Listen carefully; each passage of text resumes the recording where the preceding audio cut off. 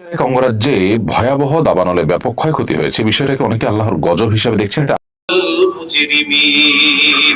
অপরাধীদের সাথে আমি আল্লাহ এমন আচরণ করে থাকি। এখানে অপরাধী তারা উদ্দেশ্য জালেম। বলেন কি উদ্দেশ্য? জালেম। জুলুম এটা কখনো নফসের উপরে হয়, জুলুম কখনো নফসের উপরেও হয়, আবার জুলুম মানুষের উপরে হয়। নিজের উপরে যে জুলুমটা হয় এটাও ভয়ঙ্কর এক জুলুম। এই জন্য এই জুলুম থেকে বাঁচার জন্য প্রতিনিয়ত দোয়া করতে হবে। রব্বানা যালামনা আনফুসানা ওয়া ইল্লাম তাগফির লানা ওয়া তারহামনা লানাকুনান্না মিনাল খাসিরিন। আল্লাহ, আমরা নিজেদের উপর জুলুম করেছি, আপনি যদি আমাদেরকে ক্ষমা না করেন, দয়া না করেন, আমরা ক্ষতিগ্রস্তদের অন্তর্ভুক্ত হয়ে যাব। এটা হলো নফসের উপরে জুলুম। সুলাইমান আলাইহিস সালাতু ওয়াস সালাম রানী বিলকিসকে তাওহীদের দাওয়াত দিয়েছে। রানী বিলকিস যখন সুলাইমান নবীর কাছে এসে আত্মসমর্পণ করলেন, তখন তিনিও বলেছিলেন, রব্বি ইন্নী যালামতু নাফসি ওয়া আসলামতু মা'a সুলাইমান লিল্লাহি রাব্বিল আলামিন। হে আমার রব, আমি নিজের উপর জুলুম করেছি, আমি বিশ্ব জগতের রব আল্লাহর কাছে আত্মসমর্পণ করলাম।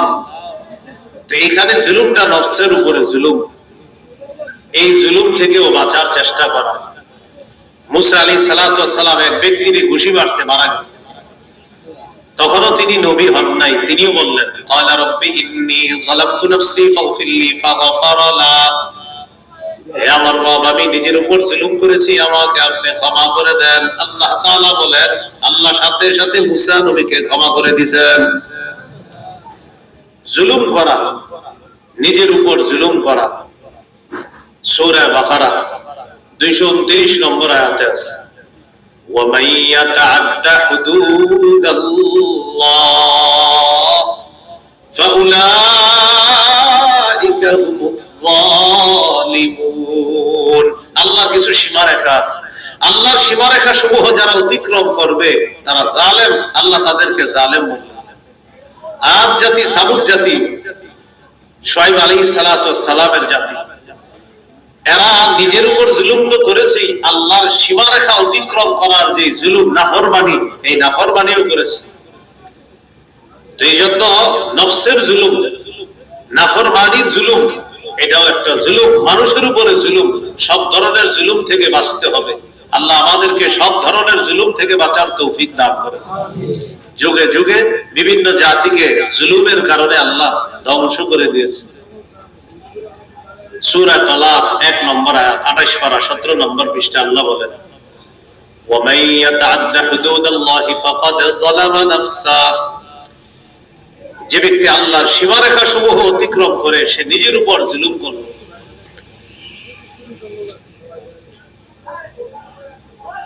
যে ব্যক্তি আল্লাহর সীমারেখা সমূহ অতিক্রম করলো সে নিজের উপর জুলুম করেছে।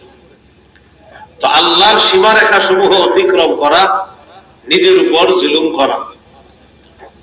নিজের উপর জুলুম হয় বিভিন্ন মাধ্যমে, এর মধ্যে একটা মাধ্যম শিরিক করা। কি করা? শিরিকের মাধ্যমে নফসের উপরে জুলুম হয়। আর এই জুলুম যদি কারো হয়, পরকাল বরবাদ, ঠিকানা জাহান্নাম।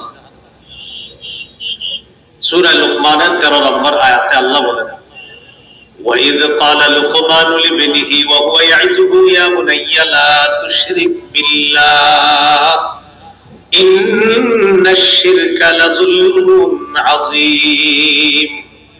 আল্লাহ তাআলা বলেন, স্মরণ করুন ওই সময়কে যখন লোকমান হাকিম তার সন্তানকে বললেন, হে প্রিয় সন্তান, তুমি আল্লাহর সাথে শিরিক করো না, শিরিক মহা জুলুম। বলেন, শিরিক মহা জুলুম। এই শিরিকের মাধ্যমে নফসের উপর জুলুম হয়, আর এই জুলুম যদি হয় পরকাল বরবাদ, ঠিকানা জাহান্নাম। قال رسول الله صلى الله عليه وسلم أتاني آت من ربي فخيرني بين أن يدخل نصف أمتي الجنة وبين الشفاعة।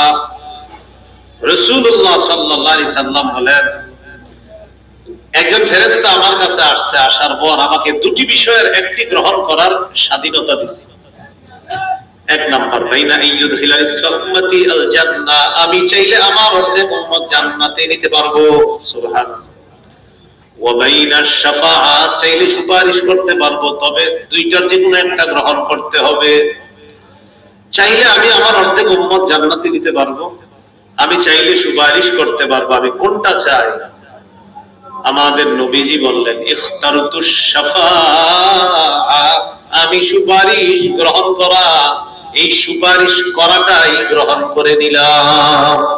আমি অর্ধেক উম্মত জান্নাতে নেওয়ার ইচ্ছাধিকার পেয়েছি, আমি সুপারিশ করার ইচ্ছাধিকার পেয়েছি, আমি আল্লাহর পক্ষ থেকে সুপারিশ করাটা গ্রহণ করে নিয়েছি।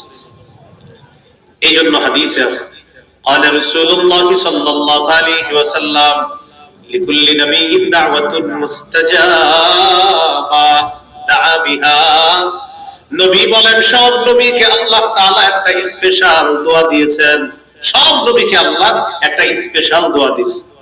قد دعا بها, এই দোয়াটা সব নবী করছে, সাথে সাথে ওই নবীর দোয়াটা আল্লাহ কবুলও করছে। পৃথিবীর সব নবীকে আল্লাহ একটা দোয়া দিয়েছে, এই দোয়াটা সব নবীরা করে ফেলছে, আর এই দোয়াটা কবুল হয়ে গেছে। আমাদের নবী বলেন, ইন্নী ইখতাবাতু দাওয়াতি শাফাআতান লিউম্মতি ইয়াউমাল কিয়ামাহ, আমি আমার দোয়াটাকে মুলতবি করে দিয়ে রেখেছি আমার উম্মতের জন্য, কিয়ামতের ময়দানে আমি সুপারিশ করব, এই সুপারিশ করার জন্য আমার দোয়াটাকে আমি মুলতবি করে রেখেছি কিয়ামতের মাঠে উম্মতের সুপারিশ করার জন্য। এখন গুরুত্বপূর্ণ অংশ যেটা, নবীজি বলেন, ওয়াহিয়া লিমান লা ইউশরিকু বিল্লাহি শাইআ, নবীজি বলেন আমার সুপারিশ শুধু তারাই পাবে যারা আল্লাহর সাথে শিরিক করবে না। আমার সুপারিশ শুধু সে পাবে যে আল্লাহর সাথে শিরিক করবে না। তাহলে নবীজির সুপারিশ কিন্তু সবাই পাবে না, শুধু তারা পাবে যারা আল্লাহর সাথে শিরিক করবে না। তাহলে বলছিলাম, নফসের উপরে জুলুম, শিরিকের মাধ্যমেও নফসের উপরে জুলুম হয়। আল্লাহ আমাদেরকে হেফাজত করেন। قال رسول الله صلى الله عليه وسلم الكبائر الاشراك بالله, রাসূলুল্লাহ সাল্লাল্লাহু আলাইহি সাল্লাম বলেন, কবিরা গুনাহের মধ্যে অন্যতম কবিরা গুনাহ হলো আল্লাহর সাথে শিরিক করা। সুম্মা হুকুকুল ওয়ালিদাইন, এরপর পিতামাতার সাথে নাফরমানি করা। পিতামাতার সাথে নাফরমানি করা এটাও ভয়ঙ্কর অপরাধ, আর সবচেয়ে ভয়ঙ্কর অপরাধ হলো আল্লাহর সাথে শিরিক করা। সাহাবী রাসূলুল্লাহ সাল্লাল্লাহু আলাইহি সাল্লামকে প্রশ্ন করলেন, আইয়ুয যামবি আকবারু ইনদাল্লাহ